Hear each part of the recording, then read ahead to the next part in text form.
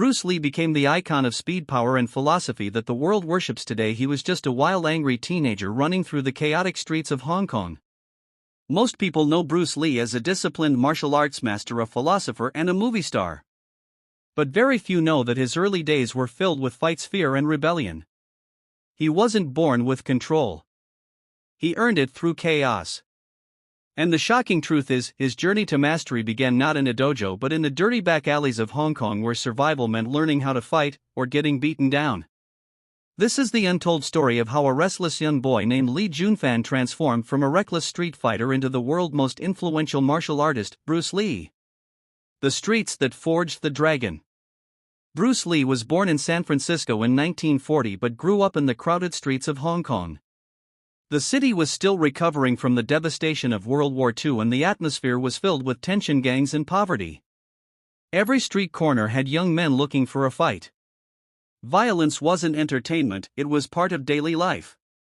As a teenager, Bruce wasn't the calm, focused man we imagine today. He was fiery, cocky, and fearless. He loved challenges, and if someone disrespected him, he didn't hesitate to swing his fists. Some say Bruce was part of a street gang that called themselves the Street Fighters of Kowloon. Whether it was pride, anger, or simply a desire to prove himself, Bruce fought almost every week. He would often get into fights after school, sometimes even against multiple opponents. But here's the surprising part: those brutal street battles would later become the foundation of his martial arts philosophy. Every punch he took, every loss he faced, every fight he barely survived, shaped his understanding of combat and life itself. The streets were his first teachers. The bruises became his lessons. A rebel without direction. Bruce was restless.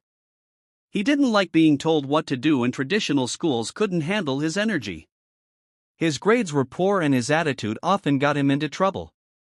Teachers saw him as a problem, not a prodigy. At home, his father, Lee Wing Chun, a respected Cantonese opera star, tried to discipline him, but Bruce was too rebellious to listen. He wanted to live by his own rules. His temper was explosive. He had raw physical ability but no control. Many times his anger got the best of him. He would fight just to prove a point. It didn't matter who the opponent was; if Bruce felt challenged, he'd react instantly. His friends often described him as someone who would rather throw a punch than argue. But here where fate stepped in.